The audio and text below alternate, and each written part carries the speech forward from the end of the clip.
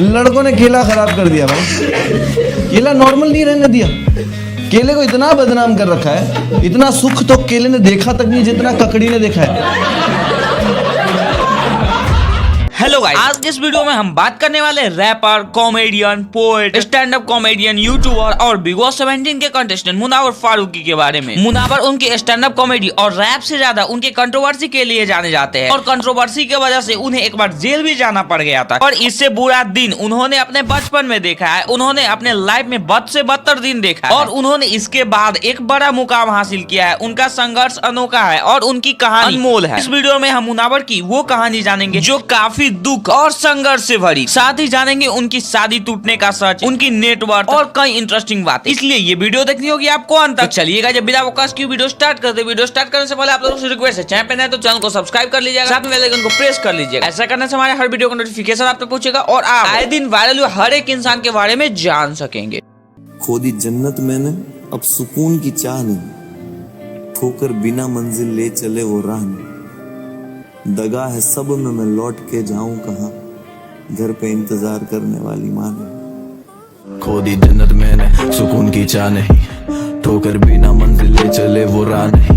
मुनावर फारूकी का जन्म 28 जनवरी 1992 को जूनागढ़ गुजरात में हुआ था। उस समय पर मुनावर के परिवार में माँ, पापा, दादी और बहनें थी। मुनावर के बचपन से ही उनकी कॉमिक टाइम अच्छी थी, लेकिन उनके टैलेंट को कोई ऐसा मौका मिले जिससे वो अपने टैलेंट को सभी के सामने ला सके, ऐसा कोई माहौल ही नहीं बन रहा था। मुनावर की स्कूली पढ़ाई उनके होम टाउन से ही कंप्लीट हुई। मुनावर के बचपन दूसरे बच्चों से बिल्कुल अलग था। मुनावर और उनकी बहनों का खर्चा उनकी माँ चलाया करती थी। वो पापड़ और चकली बनाकर बेचा करती थी। मुनावर जब थोड़े बड़े हुए तो वो भी अपनी माँ के साथ कामों में उनका साथ देने लगे। मुनावर के पिता अगर कुछ काम करते भी थे तो वो कभी अपनी पत्नी या बच्चों पर अपना पैसा खर्च नहीं करते थे। मुनावर के पिता उनकी माँ की कोई भी मदद नहीं किया करते थे। वो अपना पैसा बस खुद के लिए ही इस्तेमाल करते थे। इतना ही नहीं, मुनावर के पिता और मुनावर के परिवार वाले मुनावर की माँ को मारा पीटा भी करते थे। मुनावर कहते हैं कि मेरी माँ के ऊपर शारीरिक और मानसिक अत्याचार होते थे, लेकिन वो अपने बच्चों के लिए वो सब कुछ सहा करती थी। साल 2002 में दंगा हुआ था गुजरात में, उसमें काफी लोग मारे गए थे। उसी दंगा में बहुत ही घर तबाह हो गए थे। उसमें एक घर मुनावर का भी था, क्योंकि इनका घर जला दिया गया था। गाइस, मुनावर एक बड़ी ज्वाइंट फैमिली में रहा करते थे। वो खुद बताते हैं कि 6 या 7 साल की उम्र में वो यौन शोषण के भी शिकार हो गए थे, वो भी किसी करीबी से। मुनावर की माँ ने बहुत संघर्ष किया, लेकिन साल 2007 में मुनावर की माँ की हिम्मत ने जवाब दे दिया और उन्होंने आत्महत्या करने का फैसला कर लिया। मुनावर बताते हैं कि वो माँ के आसपास ही लेटा करते, लेकिन उस दिन वो दादी के पास जाकर सो गए। सुबह मुनावर की दादी ने मुनावर को जगाया और कहा, तुम्हारी अम्मी को कुछ हो गया, उन्हें हॉस्पिटल लेकर गए हैं। ये सुनकर मुनावर हॉस्पिटल पहुंच गए तो उन्होंने देखा कि उनकी माँ चिल्ला रही थी। मुनावर ने परिवार वालों से पूछा तो उन्होंने कहा, पेट में दर्द है। बहुत देर हो गई, माँ की तबीयत बिगड़ती ही जा रही थी और वो बेहोश हो गई। उस समय पर मुनावर को लगा कि ये पेट दर्द नहीं है। उन्होंने परिवार वालों से पूछा फिर से कि सच बताओ क्या हुआ है। तो उनसे कहा गया कि तुम्हारी माँ ने तेजाब पी लिया है, लेकिन तुम्हें ये बात किसी को बतानी नहीं है, नहीं तो हम लोग फंस जाएंगे। मुनावर ने तुरंत ये बात डॉक्टर को बताया तो डॉक्टर ने कहा, तुम्हें पहले ही बताना चाहिए। जब तक मुनावर ने ये बात डॉक्टर को बताई तब तक बहुत ही देर हो चुकी और मुनावर की माँ अब नहीं रही। शी इज नो मोर। मुनावर का वो दिन कभी न भूले जाने वाला दिन था। वो हमेशा अपनी माँ के साथ ही सोते, लेकिन उस दिन वो दादी के पास सो गए। अगर वो वैसा नहीं करते तो उनको पता होता कि उनकी माँ ने तेजाब पी लिया है, तो शायद उनकी माँ को बचाया जा सकता था। ये बात आज तक चुभती है कि वो उस रात माँ से दूर क्यों थे। माँ का जब पोस्टमार्टम हुआ तब पता चला कि उन्होंने 12 दिन से खाना भी नहीं खाया था। और गाइस, इसी बीच मुनावर की एक सिस्टर भागकर शादी कर ली थी। तो इस बात के लिए भी परिवार वाले मुनावर की माँ को ही जिम्मेदार मानते थे और उन्हें रोज उल्टी सीधी बातें सुनाते थे। और उनकी माँ के पास एक और प्रॉब्लम थी। उनकी माँ ने किसी से 3050 रुपए लिए, जिसके लिए वो भी हर दूसरे दिन आकर उनकी माँ को बुरा भला सुनाया करता था। जब ये सब उनके बर्दाश्त के बाहर हो गया तो उन्होंने आत्महत्या कर ली।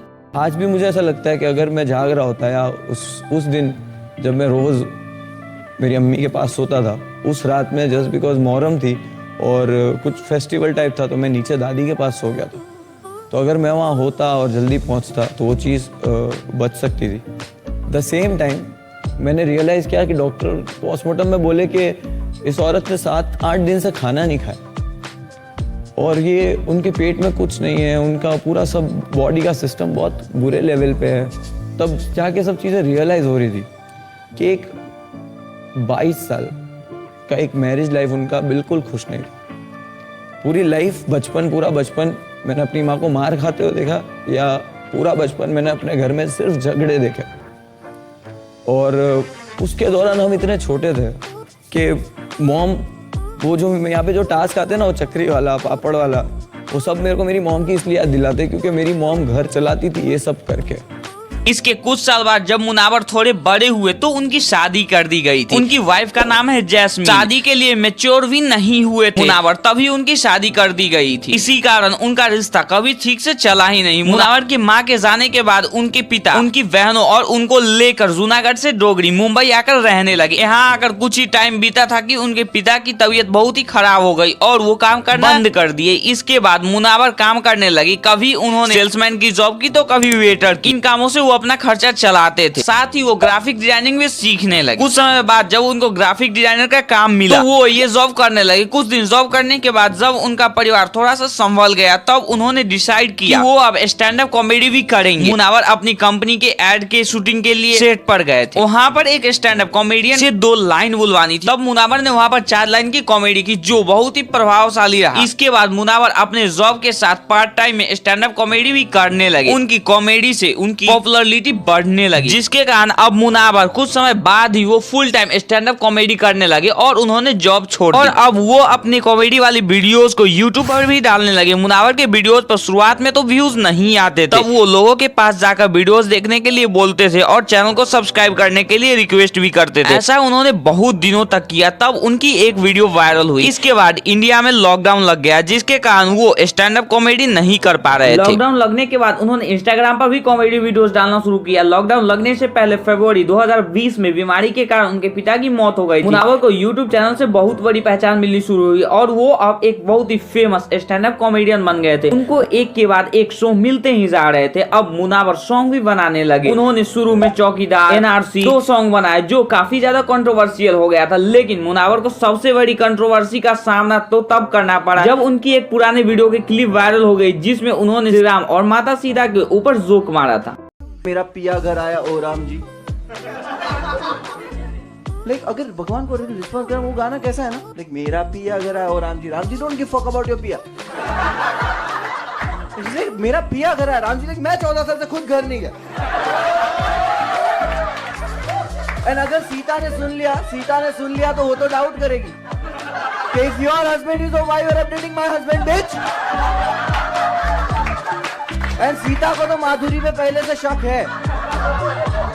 वो गाना है तेरा करूं गिन गिन, तो उसको लगा वनवास गिन रही है कि साल 14 पे रुक गई। जनवरी 2021 में जब वो एक शो कर रहे थे इंदौर में, लॉकडाउन के दौरान ही, तब उन्हें वहां से अरेस्ट कर लिया गया था। पर बीजेपी MLA के बेटे एकलव्य लक्ष्मण ने केस कर दिया था। उन्होंने FIR में लिखवाया था कि मुनावर हिंदू रिलीजन को अपनी कॉमेडी में टारगेट करते हैं और उनका मजाक उड़ाते हैं, जिसके कारण उन्हें 35 दिनों तक जेल में भी रहना पड़ा। जेल से निकलने के बाद परिवार को मारने की धमकियां, उनको मारने की धमकियां मिलने लगी। अब इतना सब होने के कारण उनके 12 शोज भी कैंसिल हो गए। अब हर जगह उनके खिलाफ निगेटिविटी ही फैल रही थी। कहीं कोई रास्ता नहीं दिख रहा था। उनको इस तरह की समस्या से बहुत लंबे समय तक जूझना पड़ा। हालांकि इस सब से वो एक फेमस कंट्रोवर्शियल इंसान हो चुके थे, जिसके कारण साल 2022 में उनको कंगना रनौत के रियलिटी शो लॉकअप में जाने का मौका मिला। मुनावर ने लॉकअप सीजन 1 को बहुत ही अच्छे तरीके से खेला, जो लोगों को बहुत ही ज्यादा पसंद आया, जिसके कारण वो लॉकअप सीजन 1 को तो जीत लिए। अब इनकी फैन फॉलोइंग और भी ज्यादा बढ़ गई, जिसके कारण उनको मौका मिला बिग बॉस 17 में जाने का। और अभी वो बिग बॉस 17 के घर में और लोगों को वहाँ भी ये बहुत ही ज्यादा पसंद आ रहे हैं। मुनावर कहते हैं कि जितना मैंने अपनी जिंदगी में पाया है उतना ही खोया भी है। मैं अपनी जिंदगी में कितना भी पैसा कमा लूं, लेकिन वो 3050 रुपए कभी नहीं भूल सकता, जिसके कारण मेरी माँ की जान। मुनावर ने एक इंटरव्यू में ये भी खुलासा किया कि उन्होंने एक रिश्ते में चीट भी किया, जिसका उन्हें अभी भी बहुत ही ज्यादा पछतावा है। जिंदगी में उन्होंने बहुत सारी गलतियां करी, जिसका उन्हें अभी भी बहुत ज्यादा पछतावा है। वो सोचते हैं कि उन्हें सब गलतियां नहीं करनी चाहिए, बट उनको ये सही गलत बताने वाला, समझाने वाला कोई नहीं था। मुनावर का 5 साल का एक बेटा भी है। बेटा के जन्म के बाद उनका और उनकी वाइफ का रिश्ता धीरे धीरे बहुत ही खराब हो गया, जिसके कारण साल 2021 के अंत में जैस्मीन और मुनावर दोनों ही अलग हो गए। अभी बिग बॉस में भी वो एक एपिसोड में बताए कि वो अपने बेटा को अभी भी बहुत ही ज्यादा प्यार करते और वो बिग बॉस में भी वो उसको मिस कर रहे थे। और गाइस, लॉकअप शो के दौरान social media star Anjali Arora के भी वो बहुत ही ज्यादा क्लोज आ गए थे। हालांकि रिश्ता होने से दोनों ने इनकार कर दिया और इस रिश्ता को उन्होंने दोस्ती का नाम दिया और अभी फेमस इन्फ्लुएंसर और मॉडल नाजिला सीतासी के काफी क्लोज है मुनावर। नाजिला और मुनावर एक दूसरे को डेट कर रहे हैं। ये दोनों एक गाने के शूट पर मिले थे जहां से इनकी दोस्ती हो गई और ये दोस्ती जल्द ही प्यार में बदल गई। और अब अगर बात करें मुनावर की नेटवर्थ की तो अभी कुछ वेबसाइट के मुताबिक इनकी नेटवर्थ 8 करोड़ रुपए बताई जा रही है। तो गाइस ये थी लाइफ स्टोरी मुनावर फारूकी की। आपको इनकी लाइफ स्टोरी कैसी लगी हमें कमेंट सेक्शन में लिखकर जरूर बताइएगा। और गाइस मुनावर फारूकी के लिए वीडियो को एक लाइक जरूर कर दीजिएगा और अगर आप चैनल पे नए तो चैनल को सब्सक्राइब करके बेल आइकन कॉल पे जरूर सेट कर लीजिएगा। चलिए गाइस मिलते हैं नेक्स्ट वीडियो में इस तरह किसी अदर वायरल इंटरेस्टिंग टॉपिक के साथ। तब तक के लिए बाय बाय।